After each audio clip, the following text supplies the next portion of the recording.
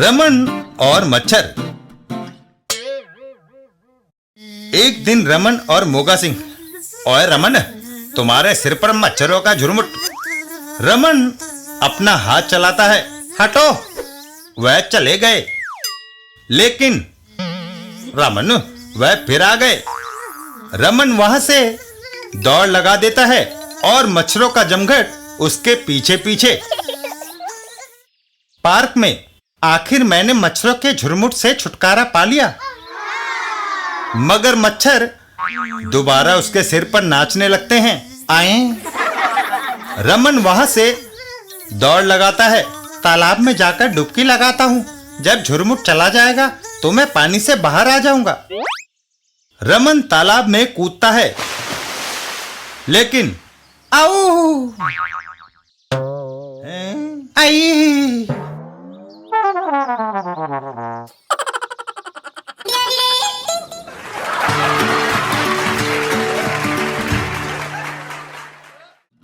अंकुर और कमाल का कुत्ता।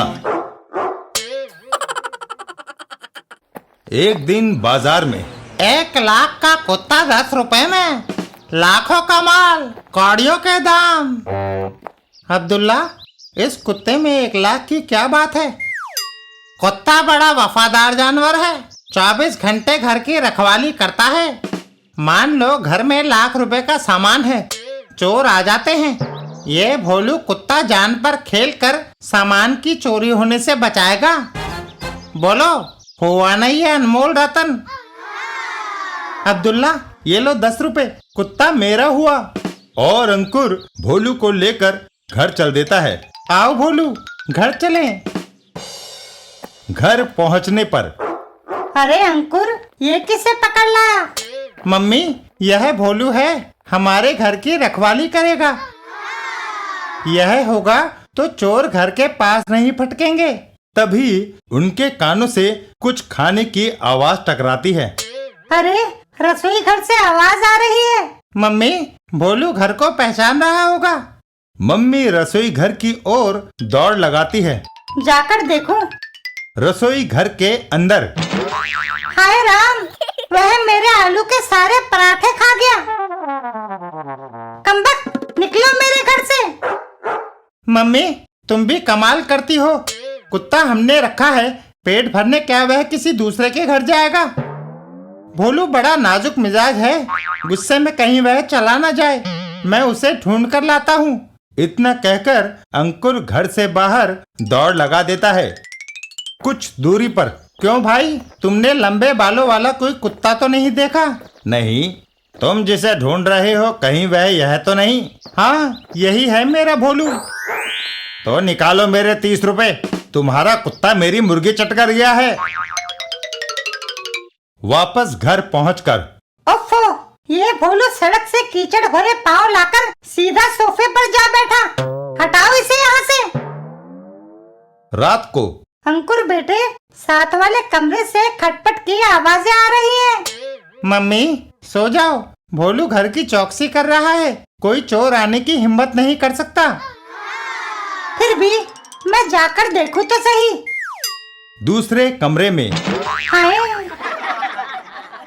चोर खिड़की के रास्ते भाग जाता है।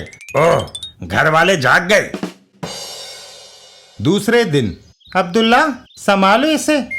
तुम्हारा भोलू तुम्हें मुबारक। मर गए। मैंने अपने पैसे तो वापस नहीं मांगे, फिर तुम क्यों रो रहे हो? यह कमबख्त भोलू मेरे को भी कई नुकसान कर चुका है। इसी से पीछा छुड़ाकर मैंने चैन की सांस ली थी, मगर अब यह फिर से। इतना कहकर अब्दुल्ला भोलू के साथ अपने घर चल देता है। हैं?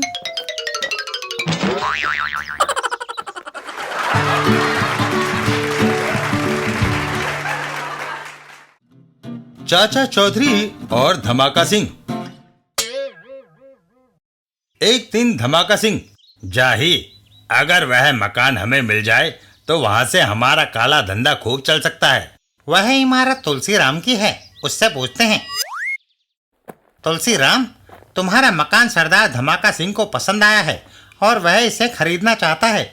यह जगह हमारे पुरखों की निशानी है, क्या कोई अपने पूर्वजों को बेचता है? यह सुनकर धमाका सिंह हवा में फायर करता है। जो चीज हमें पसंद आती है वह हम ले लेते हैं, ऐसे या वैसे। अगर तुम 1 मिनट में बाहर ना निकले तो तुम्हारी लाश बाहर निकलेगी। यह सुनते ही तुलसीराम वहां से दौड़ लगा देता है। यह डाका जनी है, मुझे मेरे ही मकान से निकाला जा रहा है। कुछ दूरी पर चाचा जी, आपके हाथ में क्या है? साबू, यह चुंबक है। यह लोहे को अपनी तरफ खींचता है। तुम अपना लोहे का स्पैनर ऊपर उछालो। साबू स्पैनर को हवा में उछालता है। लो। और स्पैनर चुंबक पर आकर चिपक जाता है। देखा, वह आकर चुंबक से चिपक गया। तुलसीराम, चाचा चौधरी, मेरी मदद करो। डाकू धमाका सिंह ने मेरे मकान पर कब्जा कर लिया है और मुझे बाहर निकाल दिया है।